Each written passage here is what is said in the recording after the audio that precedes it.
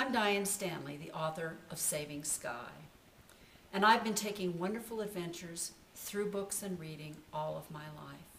I traveled from the jungle to the big city with Babar the elephant. I flew off into the night sky with Peter Pan. I've been to India and China and Shangri-La, all without leaving the comfort of my cozy chair. Reading made me know what a wonderful and varied world we live in. It made everything seem possible. And maybe that's why, as an author for young readers, I have written and illustrated picture books, I've written novels, I've done fiction and nonfiction, books set long ago, books set in modern times. But Saving Sky is different from anything I've ever done before. It takes place in the near future against a background of an America under attack by terrorists. But my main character, Sky Brightman, has grown up peaceful and protected on her beautiful New Mexico ranch. Out in the country, off the grid, with 3 horses, a very peculiar dog, a loving family, and no TV or internet to bring disturbing news into her home. Then a string of mysterious arrests begin, and her friend Kareem is a target. And for the first time in her life, Sky has to confront the world in all its complexity and take a stand against injustice. So what inspired the story of Saving Sky? Well, like most authors, I get my ideas from all sorts of places, from books I read, from movies I see, from things that have happened to me personally, from the newspaper, from what's going on in the world around me. And every now and then, something you'll come across will spark an idea, and that becomes the seed of a story. Sky was unusual in that it really had 3 inspirations. The first one, a very serious one, was September 11th. I remember vividly how frightened I was on that day. And later, as I watched our country dealing with what had happened to us and trying to keep it from ever happening again, I became disturbed by some of the choices that were made, and I began to ask myself the question, how far do we go? How much of what we are and what made our country great do we give up in order to keep our people safe? But that theme runs in the background. Most of the story takes place in a very warm and happy place. Because the second spark for Saving Sky was my experience of being a mother. I wanted to paint a picture of a family that is warm and loving, and 2 parents who are determined to protect their daughters in a time of war, to give them a normal and wholesome upbringing. So I thought, what if I ratchet it up a little bit?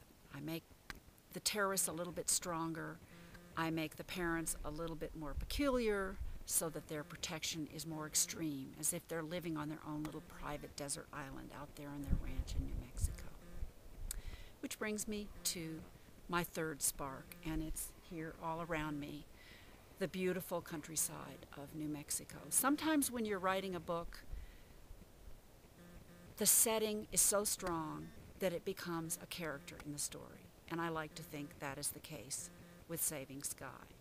And so I thought in making this video that it would be fun to show you some of the background of where the things happened in my story and show you the world that Sky lives in. Horses play a big part in this story. Unfortunately, I don't have horses of my own, so I had to do research. I learned all kinds of things from books and the internet. I went out to visit my horse-owning friends. I even got to watch a farrier shoe a horse. And I came out here to the Broken Saddle Riding Company to ride in the hills.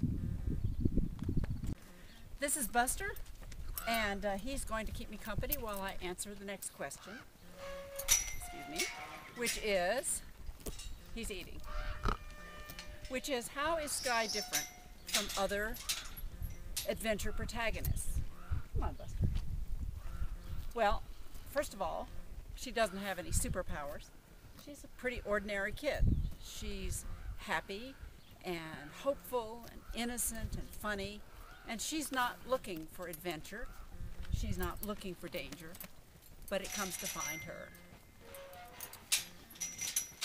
When it does, and she knows that she has to act in order to protect Kareem, she doesn't hesitate. Because the way she's been raised, whoa, surrounded by love and taught to do the responsible and the right thing, has made her courageous and strong. And though she is faced with a fight that is far too big for her, that she can't really possibly hope to win. Excuse me. She doesn't hesitate. You're on film now. You have to behave. Because one more thing about Sky, she never gives up. In the book, I say that Sky lived in an adobe house. Back in the old days, people in the Southwest built their houses out of adobe bricks. They were made of clay by hand, fired in the sun, and they would build a house out of it, and then they would put a layer of stucco on top of it, the color of the earth. And then they would paint their doors and windows these wonderful, beautiful colors, turquoise and bright blue and red and green. That's the sort of house that Sky lived in, so I thought I would share that with you. Actually, my daughter used to live in this house, which makes it even more special.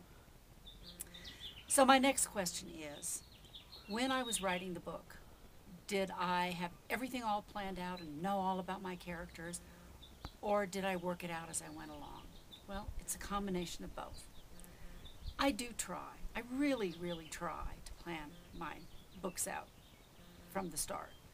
But once I start writing, I know who my characters are, but once I start putting them in different situations, and the situations sort of change, the story kind of takes over and does its own thing.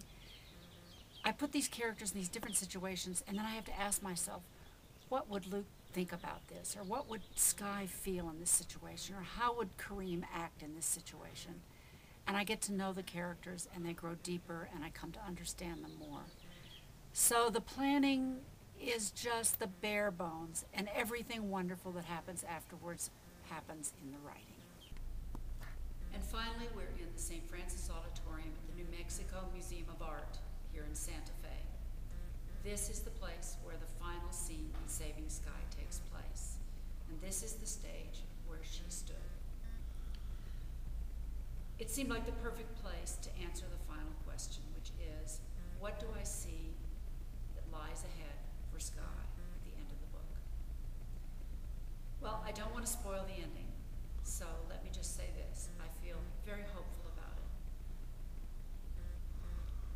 I think what Sky did here that night, her personal act of courage, began a wave of change. And I'd like to think that the readers of my book, after they finished it, will think a little bit about how they, like Sky, can try to make the world